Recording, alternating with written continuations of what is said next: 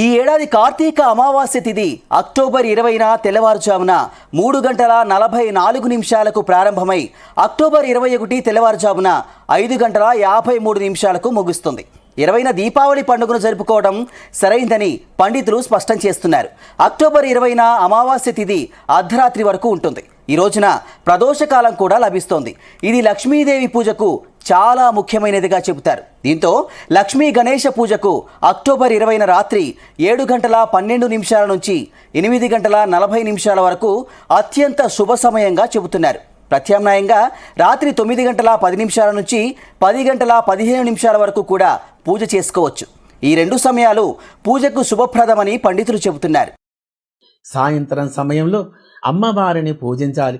లక్ష్మీదేవిని ఆవు పాలతో అభిషేకించి పచ్చకర్పూరం మరియు సుగంధ ద్రవ్యాలతో అభిషేకించి చక్కగా అమ్మవారిని అలంకారం చేసి ఎర్ర మందార పూలతో మరియు కలువ పూలతో అమ్మవారిని పూజించి బెల్లముతో చేసిన పాయసం నైవేద్యం సమర్పించాలి.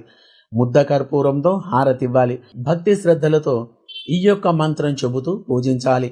యాదేవి సర్వభూతేషు లక్ష్మీ రూపేణ సంస్థిత నమస్తస్యై నమస్తస్యై నమస్తస్యై నమో నమః అనే మంత్రంతో అమ్మవారి జపం చేస్తూ పూజించినట్లయితే అమ్మవారి యొక్క అనుగ్రహం వలన అనేక రకాలైన శుభ ఫలితాలు కలిగి సుఖమైనటువంటి ఒక జీవనం గడపగలరు.